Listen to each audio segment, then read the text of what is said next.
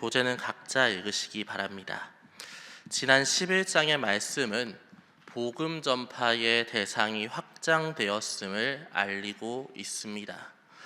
고넬료에게 세례를 준 사건이 예루살렘 교회에 보고되었고, 이로 인해서 그들은 하나님께서 이방인에게도 생명을 얻는 회개를 준다라는 것을 알게 되었습니다. 이후 본문은 바나바와 사울의 안디옥 교회 사역을 비춰줌으로써 복음이 이방인에게 뿐만 아니라 이방 지역까지 퍼져나갈 것을 기대하게 만듭니다. 하지만 복음 사역이 확장된다고 해서 현실적인 여건이 좋아지는 건 아니었습니다. 스데반의 순교 이후에 교회를 향한 유대인들의 시선이 어쨌든 좋지는 못했고, 이로 인해 작고 큰 핍박이 계속 일어났습니다. 그리고 오늘 본문은 이러한 상황을 적극적으로 활용하는 이가 있음을 알립니다. 1절에서 3절의 말씀입니다. 우리 함께 읽겠습니다. 그때 헤롯 왕이 손을 들어 교회 중에서 몇 사람을 해하려고 하여 요한의 형제 야고보를 칼로 죽이니, 유대인들이 이 일을 기뻐하는 것을 보고 베드로도 잡으려 할세 때는 무교절 기간이라. 아멘. 오늘 본문에 등장하는 헤롯 왕은 1대 헤롯 대왕의 손자, 2대 헤롯 왕 안티파스의 조카 헤롯 아그리빠입니다. 그런데 그와 어릴 적부터 친분이 있었던 그는 원래 수리아 그리고 갈릴리 그리고 베레아 지역의 분봉왕이었습니다. 그런데 그와 어릴 적부터 친분이 있었던 글라우디오가 황제가 된 이후에 이에 더해서 유대 땅도 다스릴 권한을 갖게 되었습니다. 원래 로마 총독이 다스리던 유대 지역을 받은 것입니다. 나름대로 파격적인 행보였죠. 그리고 이에 대한 유대인들의 반응도 나쁘지 않았습니다. 왜냐하면 헤롯 아그리빠는 하스모니안 왕가의 핏줄, 그러니까 유대인의 혈통을 가지고 있는 왕이었으니까요. 생판 모르는 로마인이 와서 지배하는 것보다는 유대인 혈통의 왕이 오면 아무래도 마음이 조금 더 따뜻하지 않겠습니까? 좀 더 잘해줄 거라는 기대감이 있지 않겠습니까? 그래서 헤롯은 이런 기대감을 충족시키기 위해 하나의 적을 만듭니다. 바로 교회였습니다. 유대인들이 너무나 싫어하는 교회를 억압하여서 자신의 인기를 상승시키고자 했지요. 그래서 헤롯은 본보기로 교회 중에 몇 사람, 교회의 대표격인 사도들을 박해하기 시작합니다. 이로 인해 본문 2절은 야고보가 순교당했음을 알립니다. 특별히 그 형벌은 참수형, 배교자에게 내리는 가장 수치스러운 죽음의 방식이었습니다. 당연히 유대인들은 너무나 좋아했지요. 그리고 이 좋은 반응을 본 헤롯은 이 탄압을 계속 이어가기로 다짐합니다. 사도들을 계속 죽이고자 했죠. 그래서 다음 대상은 베드로였습니다. 다만 3절과 4절 본문은 그를 잡아 옥에 가두었다고 합니다. 이유는 무교절 기간, 쉽게 말해 유월절과 무교절을 합친 유대 최대의 절기였기 때문입니다.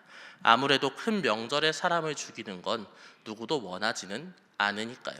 그래서 절기가 끝나고 베드로를 죽이기로 마음먹었지요. 하지만 이 상황에서 베드로와 교회가 할 수 있는 건 없었습니다. 어쨌든 상대가 왕 아닙니까? 게다가 안 좋은 여론으로 인해서 인맥이나 혈연으로 헤롯에게 줄을 대본다고 해도 불가능했지요. 앞뒤가 꽉 막힌 상황, 우리도 이런 상황을 겪을 때가 있습니다. 가족관계나 경제상황, 직장 내 인간관계 등이 악화될 때 아무리 인간적으로 생각해봐도 해법이 없을 때 대다수의 사람은 좌절을 합니다. 특히 어떻게든 이 상황을 타개하려고 할 때 그 좌절은 더욱더 심화되지요. 그럴 때 여러분은 어떻게 하십니까? 오늘 본문 5절은 교회가 베드로를 위해 기도했다라고 말하고 있습니다. 기도, 세상적으로 봤을 때 의미 없는 행위입니다. 기도한다고 당장 풀려나는 건 아니니까요. 기도한다고 당장에 뭐가 바뀌지는 않으니까요. 비신자들이 보기에 그저 의지할 데 없으니 기도라도 해서 마음을 달래는 거겠지라고 생각할 수 있습니다. 하지만 오늘 본문은 기도의 힘을 보여줍니다. 본문 7절에서 10절입니다. 잠시 제가 풀어서 읽겠습니다. 주의 사자가 옥중에 나타났다. 그는 베드로에게 급히 일어나라고 말했다. 그러니 베드로가 차고 있던 쇠사슬이 벗겨졌다. 천사의 말대로 옷을 입고 따라가니 문 지키는 간수가 모두 자고 있었고 문이 저절로 열렸다. 이후 정신이 들었을 때 베드로는 이미 바뀌었다. 사실 이런 기적에 대한 이야기를 세상 사람들은 믿지 않습니다. 하지만 그건 경험해 보지 못해서 그런 겁니다. 우리는 이미 이런 일을 많이 경험해 봤지요. 기도했을 때 주님께서 우리가 생각한 것보다 더 큰 해법을 주시는 경우, 말도 안 되는 회복이 일어나는 경우, 악화된 상황이 한순간에 좋은 상황으로 역정되는 경우를 우리는 분명히 경험해 봤습니다. 그렇다면 어떻게 이런 일이 생깁니까? 그건 기도를 들으시는 우리 하나님의 능력 때문입니다. 오늘 본문이 말하는 핍박은 세상의 왕으로 인해서 시작이 되었습니다. 세상적으로 볼 때 저 큰 왕을 대적할 사람이 없어 보입니다. 하지만 기도했을 때 하나님께서는 세상 왕의 계략을 쳐 부숴버리고 베드로를 옷 밖으로 탈출시켜줬습니다. 한낱 세상 왕의 권력이 하나님의 능력을 이기지 못함을 알려준 것입니다. 그리고 이러한 하나님의 능력을 안다면 기도를 해야 합니다. 마음과 몸이 힘들고 영적으로 혼란스러울 때 다른 어떤 것을 하는 게 중요한 게 아니라 가장 먼저 기도로 나아가는 게 중요하다는 이야기입니다. 그렇기에 첫 번째 기도 제목은 하나님의 능력을 신뢰하여 기도하는 신앙인 되게 하소서입니다. 하나님의 능력을 신뢰하여 기도하는 신앙인 되게 하소서. 하나님의 능력을 신뢰하여 기도하는 신앙인 되게 하소서입니다. 우리 다음 본문 20절을 함께 읽겠습니다. 우리 다 쓰셨으면 20절 함께 읽겠습니다. 헤롯이 두로와 시돈 사람들을 대단히 노여워하니 그들의 지방이 왕국에서 나는 양식을 먹는 까닭에 한 마음으로 그에게 나아와 왕의 침소 맡은 시나 블라스도를 설득하여 화목하기를 청한지라. 아멘. 탈출한 베드로는 기도하는 성도들에게 잠깐 들렀다가 다른 곳으로 떠났습니다. 신변의 위협 때문이었지요. 그리고 이를 들은 헤롯은 책임자인 파수꾼들을 죽이고 유대 땅에서 떠나서 가이사라로 갔습니다. 그가 가이사라로 간 이유는 가이사라 최대 행사 가이사라 건립기념일이 있었기 때문입니다. 이스라엘 땅을 지배하기 위한 로마의 정치적 기지가 바로 가이사라였지요. 그렇기에 이 기념일에는 로마의 위대한 영웅인 율리우스 카이사르를 찬양하는 행사가 거행되었습니다. 그런데 이때 두로와 시돈의 사신이 헤롯 왕을 찾아옵니다. 본문은 정확한 이유를 알려주지 않지만 헤롯이 사신들에게 대단히 노했다, 화났다라고 얘기를 합니다. 사실 이건 조금 이상할 수 있습니다. 한낱 로마의 분봉왕이 구약시대 때부터 자유무역 도시로 공고한 지위를 가지고 있던 두로와 시돈의 사신에게 화를 내는 것은 조금 이상하지요. 하지만 때로 국가의 지위는 이해관계에 의해 역전이 되고는 합니다. 두로와 시돈은 무역은 좋고 돈도 잘 벌었으나 곡식의 생산이 저조했고 이 때문에 양식을 수입해 먹는 입장이었습니다. 그리고 그 상당량이 갈릴리 곡창지대에서 나왔지요. 갈릴리. 앞서 헤롯이 어디에 분봉왕이라고 했습니까? 수리아, 갈릴리, 베레아, 그리고 유대. 이 4개 지역을 잡고 있는데 쉽게 말해 헤롯이 두로와 시돈의 목줄을 잡고 있었던 겁니다. 그렇기에 두로와 시돈의 사실은 헤롯 앞에서 설설 기어야 했지요. 그래서 왕의 채측근인 블라스도라는 신하에게 로비를 했습니다. 그리고 블라스도는 이 두 신하가 가이사랴 건립기념일에 참여하게 해줬습니다. 헤롯이 가장 잘 보이는 자리에 앉게 해줬지요. 이후에 헤롯이 등장합니다. 은빛 찬란한 왕복을 입고 단상에서 백성들에게 연설을 했습니다. 그리고 이 모습을 백성들, 신하들, 외국 사절들 모든 사람이 찬양했습니다.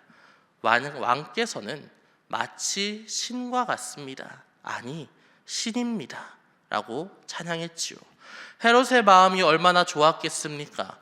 중요한 기념일에 외국 사절까지 와서 자신을 찬양하는데 얼마나 기뻤을까요? 나름대로 자신의 권력이 정말로 공고하구나, 나 정말 지금 잘하고 있구나 라는 마음의 뿌듯함이 있었을 겁니다. 하지만 이 상황이 역전됩니다. 23절의 말씀입니다. 23절의 말씀 함께 읽겠습니다. 헤롯이 영광을 하나님께로 돌리지 아니하므로 주의 사자가 고치니 벌레에게 먹혀 죽으니라. 아멘. 본문을 볼 때 우리는 헤롯이 천벌을 받았다라고 생각할 수 있습니다. 건립기념일 때 신이라 칭송되는 걸 즐기다가 죽었구나. 하나님께서 얼마나 화가 나셨으면 벌레에게 먹혀 죽겠을까. 신성모독은 정말 어쩔 수가 없는 벌을 받아야 하는 죄이구나. 이렇게 생각할 수 있겠지요. 하지만 헤롯을 향한 칭송은 그리 이상한 건 아닙니다. 고대 중동 그리고 유럽 지역의 많은 국가들이 행사에서 왕이나 황제를 신으로 찬양하는 것은 빈번한 일이었죠. 이집트가 그랬고 페르시아가 그랬고 그리스나 로마도 역시나 그랬습니다. 쉽게 말해 신으로 칭송받았기에 죽었다는 말은 약간은 억지가 있다는 얘기입니다. 그렇다면 헤롯은 왜 죽었습니까? 이유는 24절에 나옵니다. 하나님의 말씀은 흥왕하여 더하더라. 아멘. 복음이 왕성하게 퍼져나갔다는 말입니다. 굳이 이 말씀을 헤롯의 죽음 뒤에 붙인 것은 헤롯이 복음이 퍼져나가는 것을 막고 있었다라는 것을 보여주기 위해서입니다. 실제로 그랬지요. 자신의 권력을 위해서 교회를 탄압하고 사도를 죽이고 하나님 나라의 확장을 막았습니다. 물론 그 덕분에 세상 모두가 그를 찬양했습니다. 하지만 최고의 순간 하나님께서는 그를 나락으로 떨어뜨려 버렸습니다. 눈에 보이는 세상 권력보다 눈에 보이지 않는 하나님께서 더욱더 강함을 다시 한번 입증하신 겁니다. 그래서 우리는 이 본문을 통해 다시 한번 힘을 얻을 수 있습니다. 때때로 우리는 이렇게까지 신앙생활 해야 하나 라는 생각이 들 때가 있습니다. 특히 세상이 비난하고 조롱할 때 이러한 마음이 더욱더 강하게 되지요. 언젠가 타교의 소개 영상을 보다가 어떤 장로님의 인터뷰를 본 적이 있습니다. 그 장로님의 소망 중에 하나가 이런 것이었습니다. 우리 교회가 세상에서 칭송받는 교회가 되게 하소서였습니다. 사실 좋은 말씀입니다. 그리고 내가 속한 공동체가 우리의 자긍심이 되고 주변에서 칭송받는 거 누구나 바라는 일입니다. 하지만 오늘 본문을 생각한다면 그건 문제가 되지 않습니다. 교회는 때로는 칭송받고 때로는 비난받는 세월을 반복했습니다. 하지만 비난받는다고 무너지는 것이 아니었고 칭송받는다고 꼭 잘 되는 것도 아니었습니다. 그런 걸로 잘 되고 안 되고가 반복되었으면 세상의 시선에 따라 일희일비했다면 이미 이 땅에 교회는 없었을 겁니다. 그렇다면 교회는 어떻게 해야 합니까? 세상이 억압하든 비난하든 조롱하든 상관없이 하나님 믿고 나아가면 됩니다. 물론 합당한 비판은 받아들여야 합니다. 자석의 소리도 내야 합니다. 하지만 너무 세상 목소리에만 의존하는 것은 좋지 않습니다. 그렇게 되는 순간 우리는 교회 공동체라는 정체성을 잃어버리게 될 것입니다. 교회가 교회된 이유는 세상에서 칭찬하기 때문에 그런 게 아니라 주님께서 우리의 머리 되시고 하나님께서 우리의 아버지시기 때문에 그런 거라는 이야기입니다. 그러므로 두 번째 기도 제목은 세상의 평판에 의지하기보다 하나님의 능력에 의지하는 신앙인 되게 하소서입니다. 세상의 평판에 의지하기보다 하나님의 능력에 의지하는 신앙인 되게 하소서입니다. 세상의 평판에 의지하기보다 하나님의 능력에 의지하는 신앙인 되게 하소서. 사랑하는 여러분이 우리 하나님의 능력을 신뢰하고 의지하여서 다른 누구의 소리에 귀를 기울이는 것이 아니라 하나님의 소리에 귀를 기울이고 그 소리를 따라가는, 그래서 오늘 하루를 살아가는 신앙인 되시기를 주님의 이름으로 축원합니다. 네, 이 시간 기도할 때에 오늘 말씀으로 제시된 두 가지 기도 제목, 하나님의 능력을 신뢰하며 기도하는 신앙인 되게 하소서, 세상의 평판에 의지하기보다 하나님의 능력에 의지하는 신앙인 되게 하소서 하며 기도하시고, 가정과 직장, 개인, 그리고 우리 교회 공동체, 위임 목사님, 오늘 있을 청지기 학교와 신일 깔끔이를 위해서도 기도해 주시기 바랍니다. 기도하겠습니다. 주여 믿습니다. 주여 믿습니다. 주여 믿습니다.